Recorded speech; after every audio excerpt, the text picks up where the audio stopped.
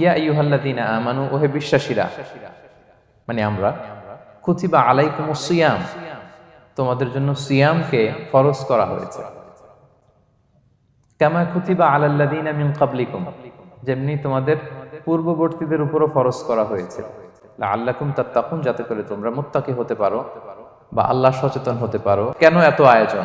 মাসব্যাপী না খেয়ে থাকার এই আয়োজন কেন? This is the prime objective of সিয়াম। এটা হচ্ছে রোজার প্রাইম অবজেক্টিভ। আল্লাহ বলছেন যে এটার মূল অবজেক্টিভ, উদ্দেশ্য হচ্ছে লাআল্লাকুম তাত্তাকুন, যাতে করে তোমরা মুত্তাকি হতে পারো, আল্লাহ ভীরু হতে পারো। এজন্য এই যে রোজা সিয়াম যে সাধন করছেন, পালন করছেন, আপনি এটা ফিল করবেন যে আমার তাকওয়ার লেভেলটা ডেভেলপ করতেছি কিনা, আমার তাকওয়া বাড়তেছে কিনা।